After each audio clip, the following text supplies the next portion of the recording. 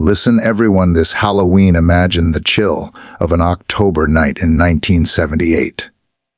Streets lit with flickering pumpkins, children laughing behind masks, the scent of autumn heavy in the air. But while the world celebrated Halloween, something else was happening in silence, behind locked doors and sealed files. Something the FBI found that night and has never spoken about since.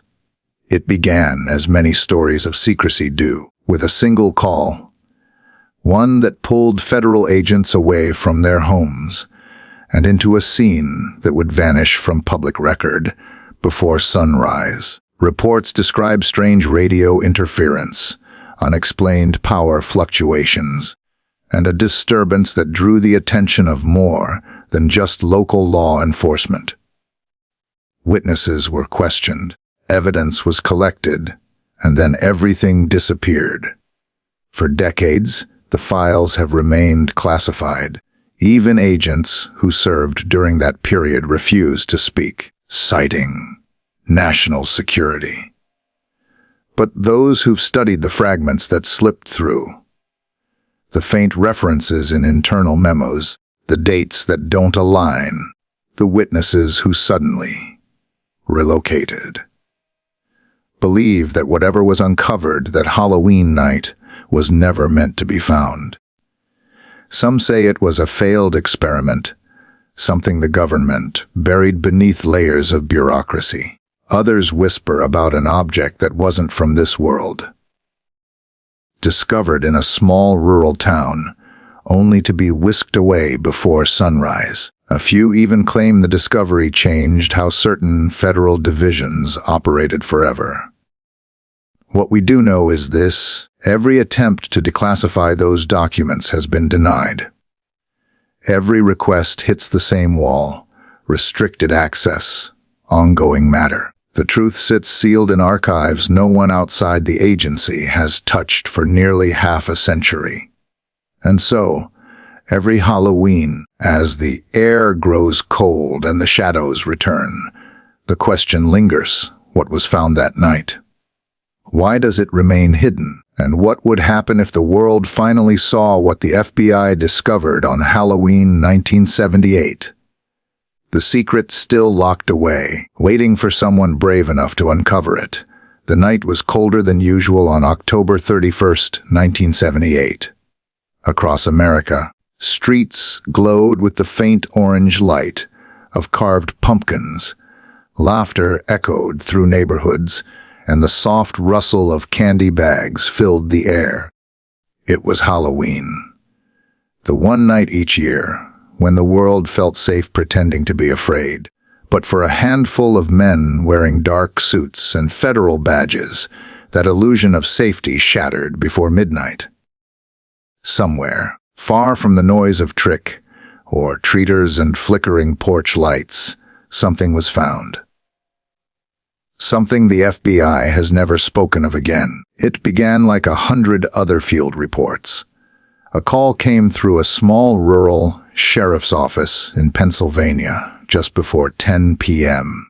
The dispatcher on duty remembered it as a strange kind of static. Not quite a voice, not quite interference. The caller never gave a name, just coordinates, repeated twice, followed by a simple message. "You need to see this. They're not supposed to be here." The line went dead before anyone could trace it. By 10:45, local deputies reached the area, an old farmstead about 8 miles outside of Mercer County. The fields were silent, except for the sound of wind moving through dry corn stalks. The farmhouse was dark, abandoned for years, according to county records. But the deputies noticed something that didn't fit. A light glowing faintly from the barn, steady and unnatural, almost humming. They radioed for backup. Minutes later, the FBI's Pittsburgh field office was notified. What happened next would never appear in any official report. The first federal team arrived just before midnight. The Halloween parties had ended, and most of the country had gone to sleep. But in that quiet field, the agents stood in the cold, flashlights cutting through mist, the beam catching the side of an unmarked truck parked near the barn. The vehicle had no plates, and the back was sealed shut. Witnesses, one deputy and a local farmer, later said they heard a low vibration in the air, like electricity before a storm. When agents opened the barn, they found the floor scorched in a perfect circle, as if something immense had landed and burned through wood and earth. The walls were covered in a thin metallic residue that didn't match any known material. In the center of the room stood a structure that looked part mechanical, part biological.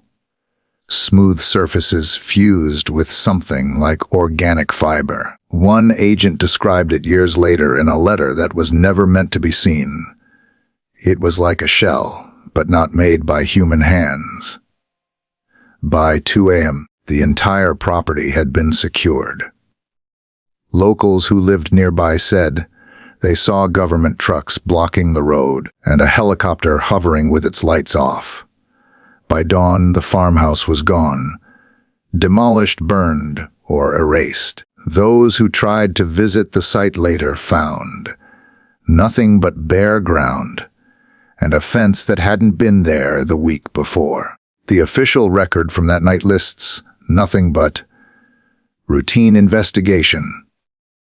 Yet the small town deputies who responded first were reassigned within a week. One retired years later and told his son he'd seen something that made him question what's real. The son, now in his 60s, still won't talk about it publicly. He just says his father never celebrated Halloween again. The mystery might have ended there, if not for the files that leaked decades later. A few shredded pages, recovered through a Freedom of Information Act request, that mentioned an anomalous containment. In western Pennsylvania on October 31st, 1978, the words were vague, the rest of the document blacked out with ink. But in the margins, one phrase was left untouched. Material origin undetermined. Classified indefinitely. That phrase would ignite a firestorm of speculation among researchers, journalists, and even former intelligence officers. Some believed the FBI stumbled upon evidence of a top-secret experiment, something tied to Cold War research in electromagnetism and biological synthesis. Others thought it was far stranger. An encounter the government buried under national security laws before the public could ever know. Years later, a declassified audio log surfaced from an unrelated agency archive. It captured radio chatter from a monitoring station the same night. The operator reporting unidentified airborne activity over restricted airspace, followed by a sharp static burst and a final message. "We've lost contact. It's on the ground." The time stamp matched the exact hour of the Mercer County incident. The FBI has never confirmed or denied the authenticity of that recording. Every official request for clarification has been met with silence or redirection. The few agents from that period who are still alive either claim no memory of the event or refuse to comment. But in the small towns near where it happened, the story never died. Locals still talk about strange lights that hovered above the fields that Halloween, the animals that vanished afterward, and the men in black vehicles who stayed for days, digging and sealing the land. One woman, now elderly, told a local journalist that her brother worked maintenance at a nearby air base. He came home pale that night, refused to eat, and said only one sentence before going quiet for good. "They brought it in under tarp. It wasn't from here." He died in 1992, leaving no written testimony, Just that single sentence passed down like a family curse. Whatever the FBI found, it went beyond what ordinary agents were trained to handle. Within days, reports were transferred to a higher classification tier, restricted even from senior officials. The project name attached to it was MEMDNIGHTV STIOR, though no official record of such a project exists. Analysts who've studied the few available scraps say it may have been an emergency designation for unexplainable phenomena, used when evidence defied known scientific categories. In early November 1978, federal teams swept the area with instruments no one in the local force had ever seen. Equipment that measured radiation, electromagnetic distortion, and something referred to in internal memos as reactive frequency. Witnesses claim the readings spiked near the barn site, then abruptly dropped to zero. One unverified photo shows agents in protective suits removing what looks like a metallic pod, half buried in soil, its surface reflecting light in unnatural patterns. That image was confiscated, and every known copy destroyed, but fragments of it circulated years later on obscure message boards, always blurred, always grainy. The kind of photo that lives in the space between truth and rumor. Then there's the matter of the missing file. The FBI's own case, tracking system lists an entry for October 31, 1978, with a classification tag that has never been decoded. The digital record was wiped in 1985 during a system migration, but an old logbook, handwritten by a clerk, shows a single note beside that date. See Section 7 eyes only. Section 7 doesn't exist in any publicly known structure of the Bureau.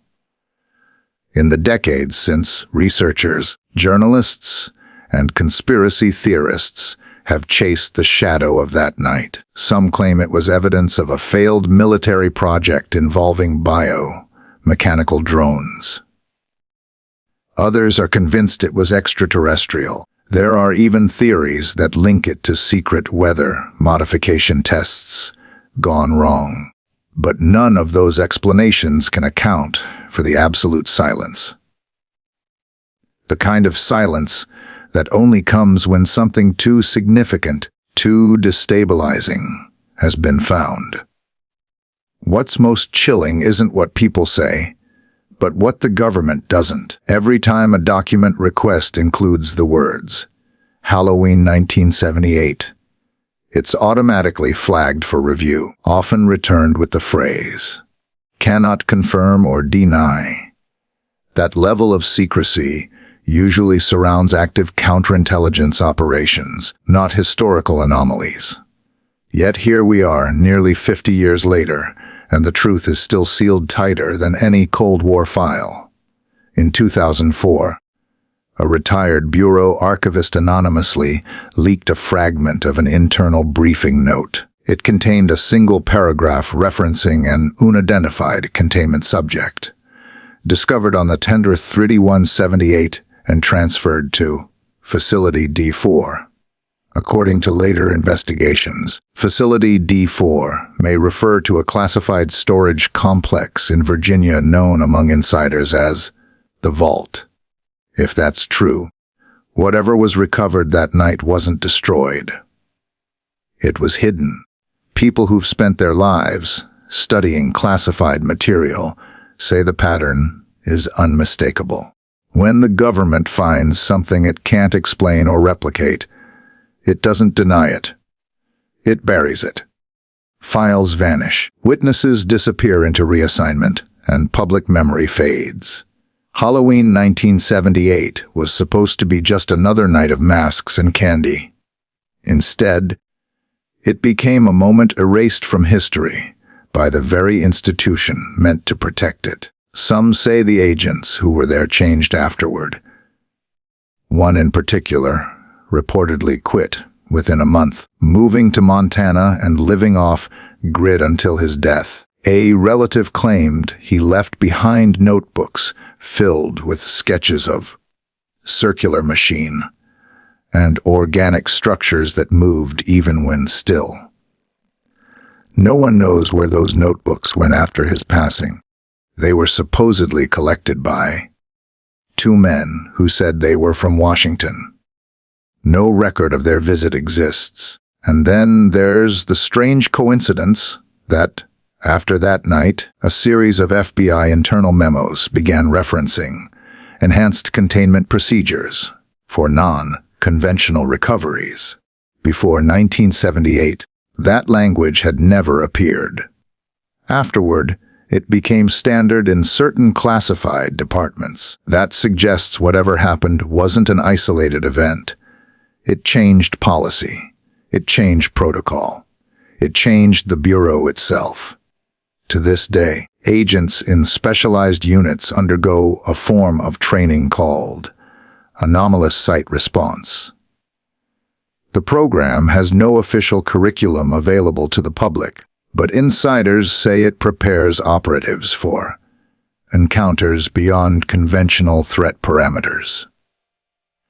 It's as if the Bureau quietly acknowledged that the world contains things we're not supposed to find or understand. Every Halloween since whispers resurface online, stories of that night retold in podcasts, documentaries, anonymous forums. Some are obvious fabrications, others eerily consistent.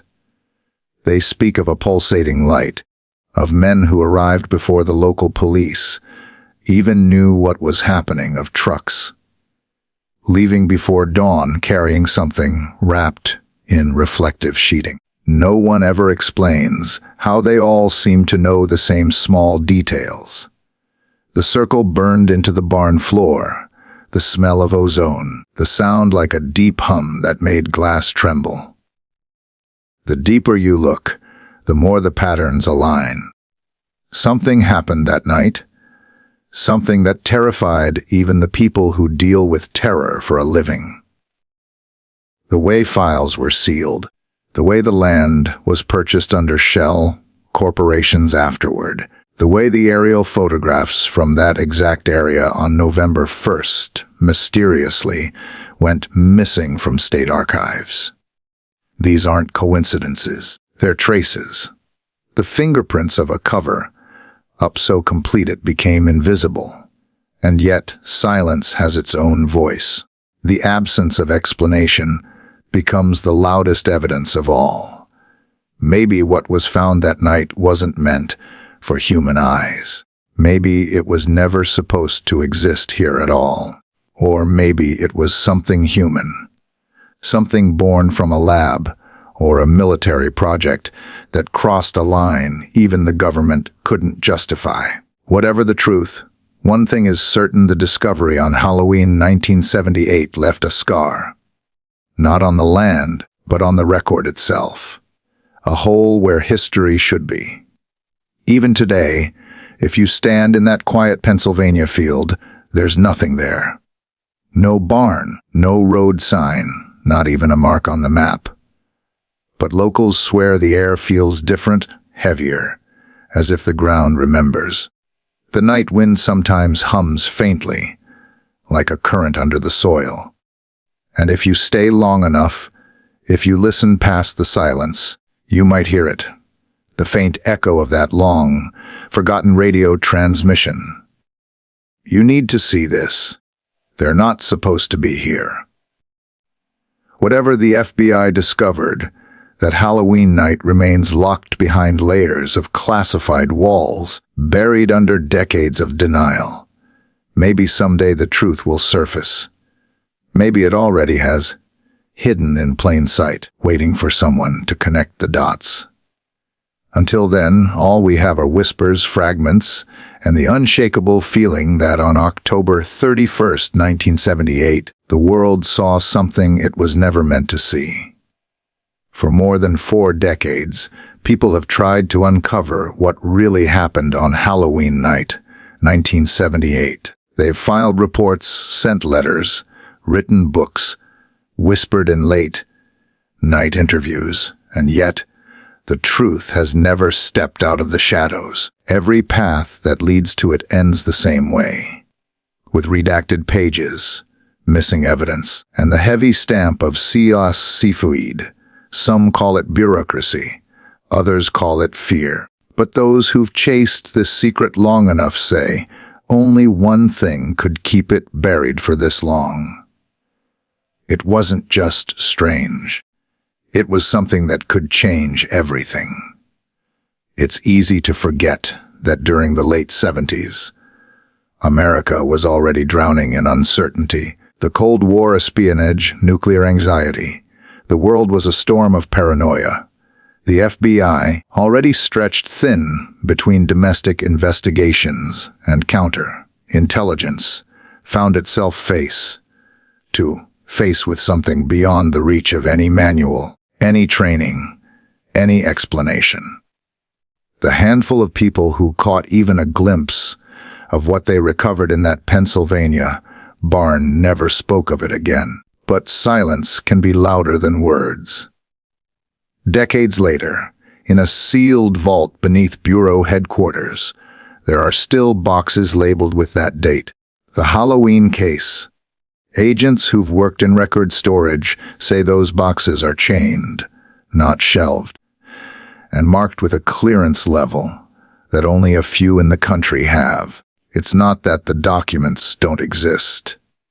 It's that no one is allowed to read them. And every time someone tries, something happens. Requests vanish. Access is revoked. Emails disappear from servers without trace. One analyst once joked that the files were haunted. He was transferred the next day. The story would be easier to dismiss, if not for the fragments that have escaped.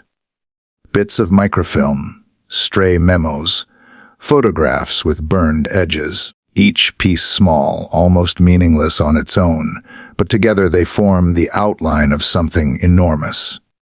A report dated November 3, 1978, mentions biological and mechanical integration beyond contemporary capability. Another, filed weeks later, refers to containment failure and secondary recovery. Those phrases don't appear in any other Bureau case before or after. They belong to that night alone. Scientists who've seen the leaked wording say it suggests an encounter with material not of human manufacture. Something capable of interacting with its environment, adapting, maybe even learning. If that's true, it's not just a discovery. It's a revelation that rewrites the rules of life and technology itself. And that's where the fear begins. Because knowledge like that doesn't stay harmless for long. Some say the FBI didn't hide it out of greed or power. They hid it because they were terrified of what it meant. If humanity wasn't alone, if something else had touched this world, then everything we understand about science, history, and control collapses overnight. How do you govern a world that suddenly realizes it's not the only one? But the suppression runs deeper than secrecy. Every document that's ever surfaced carries the fingerprints of a coordinated effort. Signatures from agencies that officially had no connection to the event, yet somehow dictated its classification. That kind of departmental reach doesn't happen for minor anomalies. It happens when the system itself feels threatened. There's a rumor among retired intelligence officers about a meeting that took place days after Halloween 1978 inside a secure facility in Quantico. No minutes were kept, no transcript ever surfaced. But according to one second-hand account, an object was brought in, not large, no bigger than a briefcase, sealed inside a glass container that emitted a faint pulsing light. The attendees were told it was self-reactive. They were warned not to touch it. 2 days later, the object was flown to a facility in the Southwest and disappeared from record.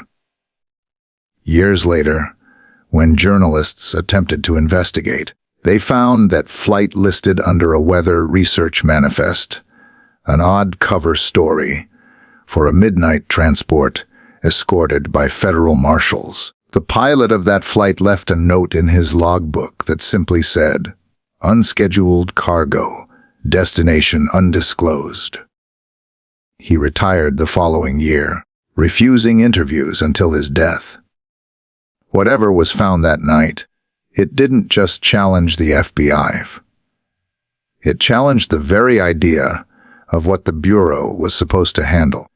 That's why some believe it was quietly moved out of their jurisdiction into the hands of private contractors working under government contracts. The logic is simple.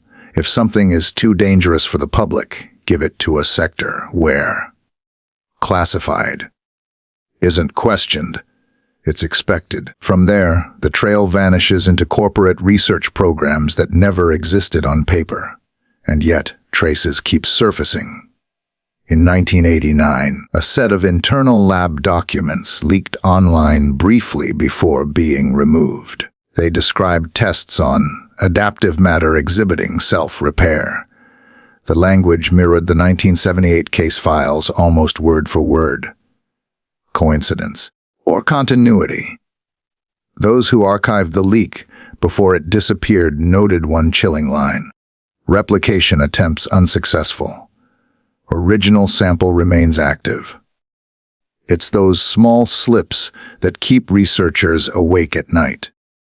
Because if the original material still exists somewhere under lock and code, then it's not just a mystery of the past, it's a secret alive in the present. Maybe that's why declassification requests keep getting denied. Not because the truth is old, but because it's ongoing. One anonymous source, allegedly a former data analyst, once said that the object, whatever it was, emitted patterns of electromagnetic pulses that resembled structured communication. Not random noise, not malfunction, but sequence, like language. If that claim is even remotely true, it changes everything we know about intelligence, about creation itself. It would mean that on Halloween night, the FBI didn't just find an artifact. They might have found evidence of consciousness. Of course, skeptics argue that all this is speculation layered over myth. They point to the lack of physical proof, the absence of credible witnesses, the contradictions in timelines. But even skeptics can't explain the one undeniable fact: the classification never expires. Normally, even the most sensitive cases, espionage, nuclear programs, counterterrorism, eventually reach a point of partial release. This one hasn't. 47 years, and the lock is still sealed. That's not just unusual. That's unprecedented. And what does a government keep secret for half a century if it's harmless? Why are there still active budget lines coded under continuing containment? Why are there security audits at a facility that doesn't exist on any map? You don't spend that kind of effort protecting nothing. You spend it protecting something the world isn't ready to face. People often imagine classified discoveries as alien ships or glowing stones. But maybe the truth is quieter. Something microscopic, something invisible. What if it wasn't an object at all, but an organism, a form of life that defied every biological rule, capable of surviving in places no creature should? If such a thing existed, controlling it would be impossible. Understanding it might be worse. It could explain the fear, the silence, the walls of secrecy built around one single night in 1978. There's another theory, whispered among those who've studied government secrecy for decades, that the FBI stumbled onto a technology decades ahead of its time, not from the stars, but from Earth itself. Something built in secrecy, lost in an experiment gone wrong, rediscovered accidentally that night. Imagine technology that could manipulate gravity, matter, or consciousness. Something that could reshape the world's balance of power in an instant. If the Bureau found even a piece of that, no wonder it disappeared. And yet, power like that comes with a curse. Because the moment one nation possesses it, every other nation becomes the enemy. So, maybe the secret isn't about hiding what was found. Maybe it's about preventing everyone else from finding it too. The kind of secret that keeps peace only by living in the dark. Over the years, tiny details have slipped through. Satellite logs from 1978 show unexplained radiation spikes over the region that night. Agricultural records mention abnormal crop growth in the months after. Old maintenance reports from local power plants describe systems failing without cause. None of it definitive, but together they whisper of something that left an invisible footprint, energy that didn't belong, residue that defied reason. In 1998, a journalist from Chicago claimed to have received a package containing a strip of metal fused with organic tissue. The letter inside said only, "From Halloween." The journalist went missing 2 weeks later while traveling to meet his contact. The sample was never found. His last article draft, recovered from a floppy disk, included the words, "It's not dead." Whether the story was true or fiction remains unknown, but the pattern continues. Evidence surfaces, then vanishes, taking people with it. The government's silence has only fueled the legend. In absence of answers, imagination takes over. But sometimes imagination is just another word for memory trying to return. What if the people who suppress this truth aren't hiding it for power, but for protection? Maybe what was discovered that night isn't just a relic.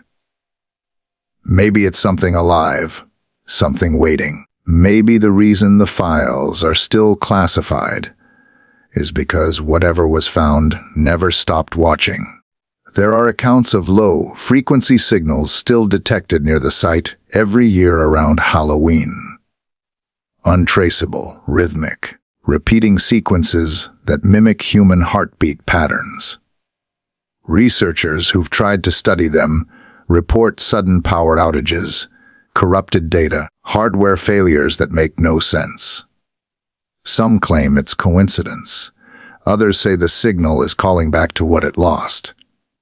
In the end, what remains isn't proof, but pattern.